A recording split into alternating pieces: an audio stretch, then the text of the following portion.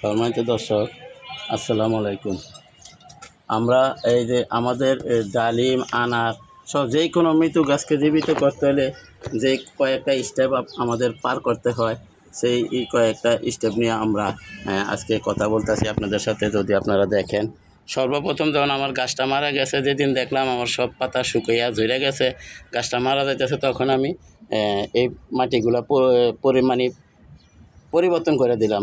এই মাটিগুলো উঠাইয়া নতুন মাটি দিলাম। দেওয়ার পরে মাটিটা যদি আপনারা এভাবে আপনারাও করবেন। যদি মাটিটা শুকনো থাকে তাহলে পরের দিন সামান্য কিছু পানি দিবেন, আর যদি শুকনো না থাকে তাহলে পানি দিবেন না। তার আবার 4 থেকে 5 দিন পরে এই মাটিগুলা আবার উঠিয়ে ফেলাবেন। উঠিয়ে ফেলাইয়া আমার মতো এরকম এই যে তরকারি খোসা কিন্তু আমরা দিছি, এখানে কিন্তু তরকারি খোসা আমরা দিছি। যদি দেখেন আপনারা, এই যে গাছ উঠে যাইতেছে, যদি দেখেন আপনারা, এই যে তরকারি খোসা দিবেন, দিয়া তারপর আবার নতুন করে মাটি দিবেন। তারপর ইনশাল্লাহ পানি দিবেন 1 দিন 2 দিন পর পর। তারপর এইভাবে করার পরে দেখেন আমার গাছটা আলহামদুলিল্লাহ জীবিত হয়েছে এবং ফুলও আসতেছে। যদি আপনারা একটু ভালোভাবে ফলো করে দেখেন, এই যে ছোটো ছোটো ফুলও আসতেছে, এই যে তারপরে এই যে দেখেন ফুল আসতেছে, এই যে দেখেন। আমি এই দূরের থেকে করতেছি ভাই, যদি আপনারা কষ্ট হয় সেই জন্য একটু কষ্ট করেও দেখে নেবেন ভাই, অনেক রোদ তো আপনারা। তারপরে এখন আমরা এই গাছটা বাঁচানোর জন্য আরেকটা স্টেপ, যে এখানে যেহেতু আপনার কুশি আসতেছে, তাই আমরা এখানে কাটবো না, যে আমরা এখান দিয়ে কেটে দেব। আমি বলছিলাম যে আপনাদেরকে ডাল কেটে ভিডিও দেবো। দেখেন আপনারা, এটার কোনো কুশি নাই, আমরা এটা কেটে দিলাম। এই যে দেখেন, এটার ভিতরে কোনো কুশি নাই, তাই আমরা এটাও কেটে দিলাম। এই গাছ এখন নতুনভাবে ডালপালা ছড়ার জন্য গাছটা এখন অনেক শক্তি পাবে, তাই আমরা এখন এইভাবে কেটে দিলাম। যদি এইখানে এইভাবে এই সময় কাটা ঠিক না, কিন্তু এই সময় ভাই না কাটলে আমার তো গাছটা মারা গেছে। যদিও গাছ প্রুনিং করার সিজন এখন না, কিন্তু আমার তো ভাই গাছটা মারা গেছে, সেই জন্য আমরা না কেটে পারলাম না। তো এইখানে যেমন আপনারা এই যে দেখেন নতুন কুশি আসছে, তাই আমরা এখানে কাটলাম না। তো এই যে এগুলি কেটে দিলাম, যেগুলি কুশি আসে নাই সেগুলি আমরা কেটে দিলাম।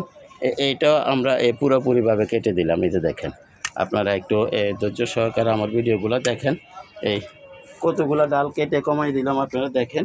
এই যে তো কমাই দেওয়ার উদ্দেশ্য, এই যে দেখেন আমরা এই যে শুকনো ডালগুলো কেটে দিই। এখন আমার এই গাছের গোড়ায় যতটুকু শক্তি আছে, ইনশাল্লাহ গাছটা তাড়াতাড়ি বৃদ্ধি পাবে। গাছটা তাড়াতাড়ি বৃদ্ধি পাওয়ার জন্য আমরা এই কাজগুলো করলাম। এখন যে এই যে কুশিগুলো আছে, এই কুশিগুলো তাড়াতাড়ি বৃদ্ধি পাবে।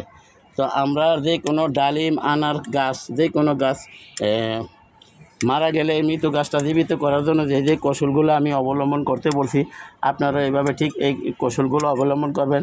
প্রয়োজনে 3 বার মাটি পরিবর্তন করবেন। এরকম কয়েকবার মাটি পরিবর্তন করার পরে এবং গোড়াটা শুকনো রাখার চেষ্টা করবেন। ইনশাল্লাহ এরপরে গাছ জীবিত হয়ে যাবে। এই যে দেখেন, আমরা এখন গাছটা এরকম পর্যায়ে কাজ করছি। এখন এই যে নতুন যে কুশিগুলো আছে, সেগুলি খুব তাড়াতাড়ি বের হবে। নতুন জোপালো হয়ে যাবে তাড়াতাড়ি, কারণ এতগুলো ডালে নতুন ডাল মেলতে অনেক সমস্যা হবে, নতুন পাতা মেলতে অনেক সমস্যা হবে। গাছেরও তো একটা শক্তির প্রয়োজন আছে, যেহেতু এটা টবের গাছ, মাটির গাছ না। এই যে দেখেন এখানে ফুল আসছে, এইখানে ফুল আসছে। আর বানরে ভাই এখন আরেকটা নতুন কৌশল ধরছে, এখন ফল নাই বিদায় ফুলগুলো ছিঁড়া খাইয়ে যায়। তা আশা করি বিষয়টা বুঝতে পারছেন। আমরা যে কোনো মৃত গাছকে জীবিত করতে হলে আমরা এই কাজগুলো অবশ্যই ধাপে পালন করব। প্রয়োজনে আমরা 3 বার মাটি পরিবর্তন করব, 3 বার না হলে 4 বার করব।